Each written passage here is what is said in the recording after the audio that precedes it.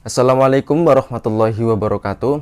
Kali ini kita akan membahas materi fisika kelas 10, yaitu tentang besaran fisika dan pengukuran. Oke. Untuk membahas besaran fisika dan pengukuran, yang kita pelajari pertama yaitu besaran pokok ya. Jadi ini adalah utama dari mata pelajaran fisika. Besaran pokok itu ada 7. Yang pertama yaitu jumlah zat. Jumlah zat ini memiliki simbol N kecil ya. Kemudian memiliki satuan mol dan dimensinya N besar itu. Kemudian yang kedua yaitu intensitas cahaya. Intensitas cahaya di sini memiliki simbol I besar ya. Kemudian satuannya kandela atau kita singkat CD ya, ini kandela. Dimensinya J besar. Kemudian yang ketiga, besaran pokok yang ketiga adalah waktu. Waktu di sini memiliki simbol T. Jadi kalau T kecil itu berarti waktu. Satuannya sekon. Biasanya kita singkat S atau detik ya. Detik itu sekon. Dimensinya T, time. Itu T besar. Yang keempat yaitu arus listrik. Arus listrik memiliki simbol I. Jadi arus listrik di sini memiliki simbol sama dengan intensitas cahaya ya. Jadi ya arus listrik dengan intensitas itu sebenarnya hampir sama itu. Satuannya di sini ampere atau kita tulis A saja. Jadi misalkan ada 2A, artinya di situ 2 ampere. Memiliki dimensi I besar ya, sama ya. Jadi itu. Jadi misalkan I-nya berapa berarti kuat arusnya berapa, arus listriknya berapa itu. Kemudian yang kelima yaitu suhu. Suhu di sini memiliki simbol T besar. Nah, jadi ini yang membedakan dengan waktu. Kalau waktu itu simbolnya T kecil, kalau suhu itu simbolnya T besar. Satuannya Kelvin. Ini SI-nya ya. Jadi satuan suhu yang satuan internasionalnya itu Kelvin. Nanti ada satuan-satuan yang lain misalkan Celcius, kemudian Reaumur atau Fahrenheit itu. Tapi SI-nya Kelvin atau disingkat K besar, K kecil, K ini ada K itu K besar. Dimensinya T besar, itu suhu. Temperatur maksudnya itu ya. Yang keenam yaitu massa. Besaran pokok yang keenam massa dengan simbol M kecil. Itu. Satuannya kilogram, ini SI-nya. Misalkan nanti ada gram, itu juga boleh. Gitu. Dimensinya M besar. M besar ini maksudnya mass ya. Dan yang terakhir, yang ketujuh yaitu panjang. Panjang di sini memiliki simbol P besar ya. Tapi di sini tidak harus P ya. Misalkan nanti ada L besar gitu ya, ya boleh itu. Misalkan nanti ada X gitu ya boleh itu. Ini P ini maksudnya ya panjang gitu. Satuannya meter atau biasanya kita singkat M itu. Tapi nanti ya ada satuan yang lain misalkan kilometer, kemudian hektometer juga boleh atau sentimeter juga boleh. Dimensinya L, maksudnya length itu ya. Nah, ketujuh besaran pokok ini itu harus hafal ya karena ini dasar banget untuk mempelajari fisika untuk bab-bab yang selanjutnya itu. Cara menghafalkan enak. Kalian ambil aja satu huruf yang pertama itu. Jadi ini kita J, kemudian I, W, A, S, kemudian M, kemudian P. Ini kan jadinya J, I, W, A, S, M, P. Jiwa SMP ya. Jiwa SMP itu. Kayak kalian kan baru masuk SMA itu ya. Jadi jiwanya masih jiwa SMP. Jiwa SMP, J-nya adalah jumlah zat, I-nya intensitas cahaya, W-nya waktu, A-nya arus listrik atau kuat arus listrik, boleh. Kemudian S-nya suhu, M-nya massa, P-nya panjang, gitu ya. Jadi seperti itu cara menghafalnya. Yang kedua, kita bahas besaran turunan. Jadi besaran turunan itu diturunkan dari besaran pokok. Besaran turunan diturunkan dari besaran pokok. Yang pertama luas. Luas di sini memiliki rumus panjang kali lebar. Panjang kali lebar.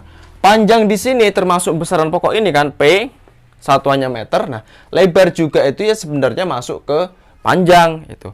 Karena panjang kali lebar jadi ada dua besaran pokoknya panjang, artinya di situ satuannya ya meter kali meter. berarti meter kuadrat. Itu. Dimensinya ya berarti dia ada 2L. Itu. Kalau 2L berarti L kuadrat. Itu ya.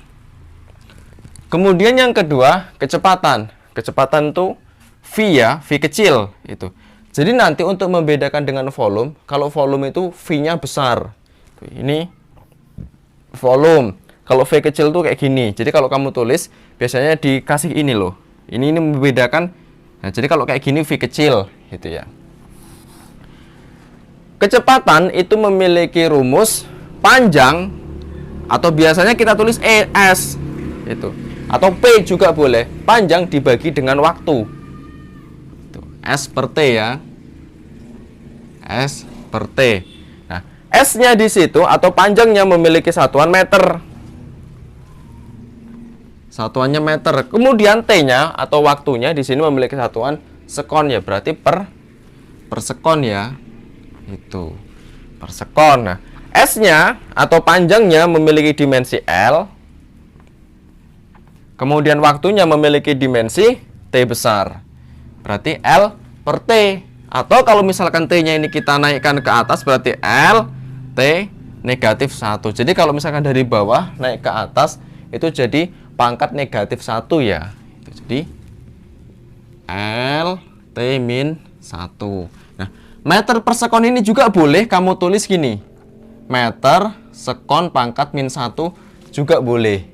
Itu. Jadi kalau di bawah dinaikkan ke atas itu pangkatkan negatif. Itu ya. Yang ketiga yaitu percepatan. Percepatan atau di sini memiliki simbolnya A ya. Rumusnya atau persamaannya itu kecepatan dibagi dengan waktu. V per T. Itu. Satuannya, nah kecepatan di sini memiliki satuan meter per sekon. Itu kan? Meter per sekon. Satuan dari kecepatan. Waktunya sendiri satuannya adalah sekon. Itu. Maka satuannya jadi meter sekon dikali sekon kuadrat. Itu jadi meter per sekon kuadrat. Ini ya jadinya meter per sekon kuadrat. Atau misalkan ini mau kita naikkan berarti meter kali sekon pangkat min 2. Gitu ya. Nah, dimensinya meter di sini dimensinya adalah L. Tuh. Nah, sekon atau waktu itu dimensinya adalah T. Karena di sini T-nya pangkat min 2, berarti ini juga pangkat min 2. Gitu ya. Paham ya? Tuh. Dan yang keempat, gaya memiliki simbol F. Itu ya. F, gaya. Nah, gaya di sini memiliki rumus atau persamaan massa dikali percepatan. Itu, massa dikali percepatan. Nah, massanya di sini satuannya adalah kilogram. Itu. A-nya atau percepatannya itu satuannya kan ini. Itu, meter per sekon kuadrat. Maka satuan gaya itu kilogram meter per sekon kuadrat. Itu ya. Nanti ada satuan lain. Itu satuan gaya itu selain kilogram meter per sekon kuadrat ada satuan lain yaitu newton atau ini atau satuan lainnya N besar. Itu ya, newton. Sekarang dimensinya, dimensi dari gaya. Kilogram itu memiliki dimensi massa ya, berarti massa kilogram dimensinya M besar. M besar. Kemudian M ini yaitu meter, dimensinya adalah L. L. Per, nah, S kuadratnya atau sekon kuadratnya dimensinya T. Karena ini pangkat 2, ini juga pangkat 2. Gitu. Kalau ini dari bawah kita naikkan ke atas berarti pangkatnya jadi negatif ya. ML T pangkat min 2. Jadi ini dimensinya. ML T pangkat min 2. Itu ya. Jadi seperti itu cara membuat dimensi dari besaran turunan. Ingat, besaran turunan di sini adalah besaran yang diturunkan dari besaran pokok itu. Nah, untuk kalian latihan coba cari ya. Yang kelima, volume. V besar, jadi cari rumusnya apa, satuannya apa, kemudian dimensinya apa. Kemudian yang keenam, massa jenis. Massa jenis, satuannya rho, itu juga sama. Kemudian usaha, cari juga usaha dengan simbolnya W. Lalu kalian cari daya dengan simbol P. Kemudian kalian cari tekanan ke 9, tekanan juga simbolnya P. Lalu momentum 10,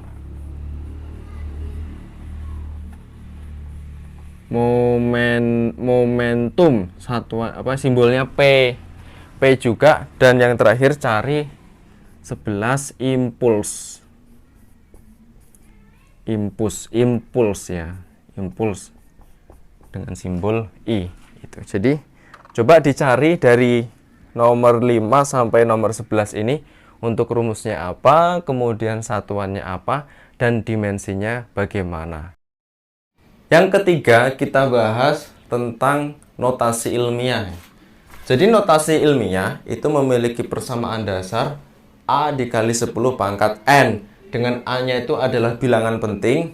Jadi ini bilangan asli dari 1 sampai 9. Kemudian N-nya ini eksponen ya. Jadi 10 pangkat berapa gitu nanti. Jadi contohnya gini. Misalkan, contoh nomor 1 ya. Jadi misalkan gini. Ada 1200 gitu. Jadi dalam fisika 1200 tidak ditulis 1200 gitu. Tapi dibuat ke notasi ilmiah. Nah, 1200 ini kalau misalkan A-nya itu kan harus dari 1 sampai 9. Padahal di sini ada 1, 2, 0, 0 gitu. Artinya kalau misalkan mau kita tulis 12 kali 10 pangkat 2, itu kan nggak bisa karena 12 lebih dari 9. Itu ya. Makanya di sini kita tulis 1,2. Artinya dia masih di bawah 9 kan kalau 1,2. Nah, terus kali 10. Nah, N-nya atau pangkatnya itu dihitung dari koma itu ada di mana? Koma itu kan ada di antara 1 dengan 2. Tuh, komanya di sini. Berarti kamu hitung. Angka di belakang koma ada berapa? Ada 1, 2, 3. Gitu. Artinya di sini 10 pangkat 3 itu. Jadi gitu ya. 10 pangkat 1,2 kali 10 pangkat 3. Itu. Misal contoh lagi. Misalkan 1340. Gitu. Tambah lagi 0. Jadi berapa ini? 13.400. Ini kalau misalkan kita buat ke notasi ilmiah, itu berarti tidak mungkin 134. Tidak mungkin juga 13, berarti 1 koma gitu. 1,34 gitu. Intinya harus di bawah 9. Jadi kalau 10, 11, 12, 13 dan seterusnya itu nggak boleh.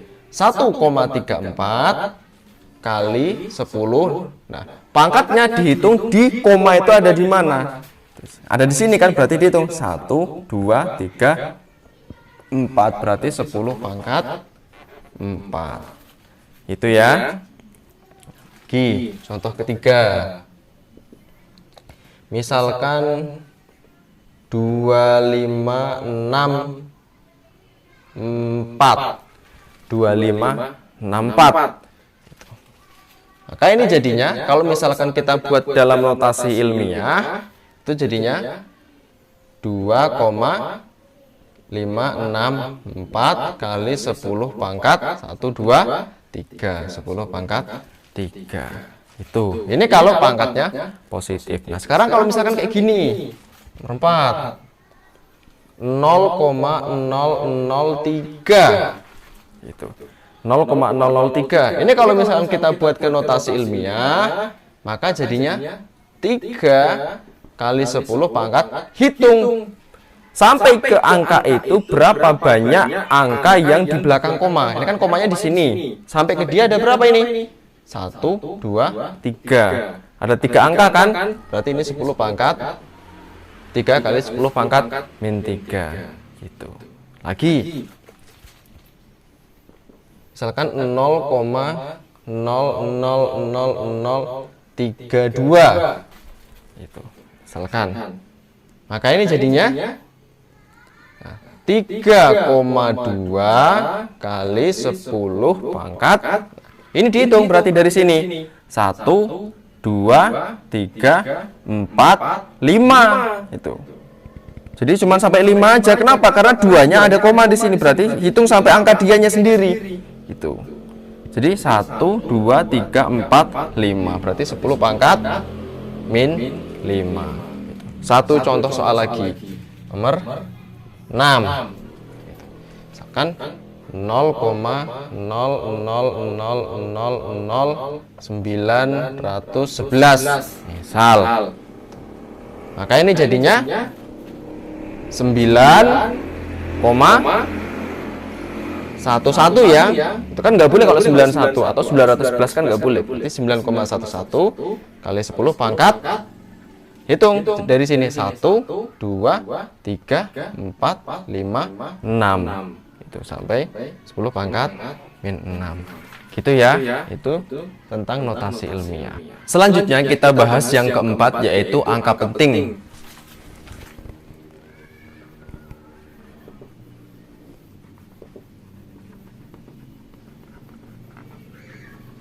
Atau yang kita singkat AP ya, angka penting gitu. Jadi contoh, misalkan pertama 3000. 3000 ini memiliki satu angka penting. Atau kita tulis 1 AP ya. Jadi gini, bilangan 0 di kanan itu bukan angka penting. Bilangan desimal, bilangan bulat 0 di kanan itu bukan angka penting ya. Bukan angka penting. Jadi di sini 3000 ini 300 ini yang angka penting hanya 3-nya saja. 0 di belakangnya itu bukan angka penting. Misalkan lagi 3100. Berarti ini memiliki 2 angka penting ya, 3 dan 1. 2 angka penting. Misalkan nanti yang ketiga 30100. Kalau misalkan ada 0 di tengah, itu jadi kayak gini. Kalau 0-nya di tengah seperti ini, berarti ini ada 3 angka penting. 0 di belakangnya bukan termasuk angka penting. Kecuali misalkan ada tanda kayak gini. Dikasih gini nih. Tanda di bawah ya, garis bawah. Kalau misalnya di garis di bawah di sini, artinya di sini dia memiliki angka penting itu sampai yang di garis bawah itu. 0 di sini itu masuk angka penting. Berarti di sini memiliki 4 angka penting. 3, 0, 1, 0. Gitu ya. Kalau misalkan garis bawahnya sampai belakang kayak gini, berarti ini memiliki 5 angka penting. Jadi tandanya kayak gitu. Kalau misalkan dia tidak dikasih garis bawah, artinya misalkan ini nggak ada, ini nggak ada, berarti ini hanya memiliki 3 angka penting. Tapi kalau misalkan di garis bawah sampai di sini, berarti dia memiliki 5 angka penting. Gitu ya. Kemudian misalkan dia desimal 0,04. 0,04 di sini dia memiliki 1 angka penting. Itu. 1 angka penting. Artinya gini, bilangan desimal 0 yang di kiri di sebelah sana itu bukan angka penting. Jadi bilangan desimal 0 di kiri itu bukan angka penting, gitu ya. Misalkan contoh yang kedua, yang selanjutnya 0,040. 0,040 ini berarti dua angka penting, gitu. Jadi itu bedanya. Kalau misalkan di koma, itu berarti di belakangnya dia 0 itu termasuk angka penting ya. Tapi kalau misalkan nggak koma dan dia tidak di garis bawah, itu berarti 0 itu tidak termasuk angka penting. Gitu. Misalnya kayak gini lagi, 0,0410. Berarti ini terdiri dari 3 angka penting. Aturan angka penting.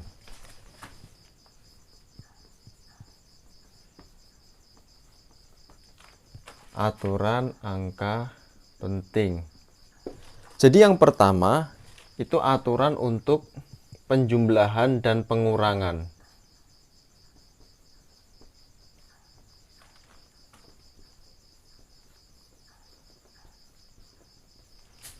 Nah, untuk penjumlahan dan pengurangan itu dibulatkan ke koma paling sedikit. Jadi aturannya ini dibulatkan ke koma paling sedikit. Paling sedikit. Tuh. Jadi contohnya gini, 2,41. Contoh nih ya, plus 0,5 itu. Nah, ini hasilnya adalah 2,91 ya. Di sini, di belakang koma ini, itu ada dua angka, 4 dan 1. Terus yang ini, 0,5, itu di belakang komanya ada 1 angka kan. Nah, ingat di sini, dibulatkan ke koma paling sedikit, itu hasilnya. Ini hasilnya ada 2,91. Yang paling sedikit adalah 0,5. Maka hasilnya adalah 2,9. Jadi, di belakang komanya harus paling sedikit itu ya. Contoh yang kedua, misalkan 1,798 dikurangi 0,43 misalkan. Hasilnya adalah 1,368. Ini di belakang koma ada 3 angka. Yang di sini di belakang koma ada 2 angka. Hasilnya ini ada 3 angka kan? Maka hasil yang benar adalah ada 2 angka, itu 1,3. Nah, ini kan 8. Ini 6. Berarti ini kita bulatkan ke atas ya. Jadinya 1,37. Gitu caranya. Itu aturan untuk penjumlahan dan pengurangan. Kemudian yang kedua, di sini ya. Aturan untuk perkalian dan pembagian. Perkalian dan pembagian. Kalau untuk perkalian dan pembagian itu dibulatkan ke angka penting paling sedikit. Dibulatkan ke angka penting paling sedikit. Paling sedikit. Itu. Jadi contoh 2,3 dikali 0,5 itu, maka hasilnya adalah 1,15 ya. Nah, 2,3 ini itu ada 2 angka penting kan? 2 dan 3. Tuh. Yang 0,5 ini ada 1 angka penting. Gitu. Maka kalau menurut aturan dibulatkan ke angka penting paling sedikit, berarti yang paling sedikit adalah 1 angka penting. Gitu. Di sini ada 3 angka penting, dibulatkan ke 1 angka penting paling sedikit, maka hasilnya adalah 1. Itu. Jadi kayak gitu ya. Nah, contoh selanjutnya, misalkan 324 dibagi 14. Maka hasilnya adalah 23,1 ya. 324 di sini ada 3 angka penting. Kemudian 14 di sini ada 2 angka penting. Nah, di sini hasilnya 23,1 ini ada 3 angka penting. Aturannya harus dibulatkan ke angka penting paling sedikit. Maka hasilnya adalah 23 gitu ya. Itu untuk perkalian dan pembagian. Selanjutnya untuk pangkat dan akar. Di sini ya. Jadi yang ketiga, aturan angka penting untuk pangkat dan akar. Untuk pangkat dan akar. Nah, kalau untuk pangkat dan akar itu dibulatkan sesuai angka penting di akar atau pangkat itu. Jadi dibulatkan sesuai angka penting di akar atau pangkat itu. Jadi pas di angka penting di akar itu ada berapa, nah itulah hasil akhirnya juga nanti harus sama. Jadi contohnya gini, misalkan 2,5 kuadrat, maka ini hasilnya adalah 6,25 ya. Nah di sini 2,5 itu ada berapa angka penting? Kan ada 2. Jadi ini punya 2 angka penting. Maka ini kan harus di sini itu kan ada 3 angka penting. Maka hasilnya adalah dibuat 2 angka penting 6,3. Itu ya. Nah, nanti di sini ada beberapa Bapak Ibu guru yang menyebutkan bahwa kalau misalkan ini genap, itu kalau di belakangnya 5 dibulatkan ke bawah. Tapi ada beberapa juga yang dibulatkan ke atas. Itu terserah Bapak Ibu guru kalian ya. Tuh. Jadi kayak gitu. Selanjutnya misalkan akar 1,69. Maka ini hasilnya adalah 1,3. Nah, di sini itu ada 3 angka penting. 1,69 kan ada 3 angka penting. Hasilnya di sini 1,3. 1,3 di sini cuma ada 2 angka penting. Makanya di sini kita tambahkan supaya menjadi 3 angka penting 1,30 itu.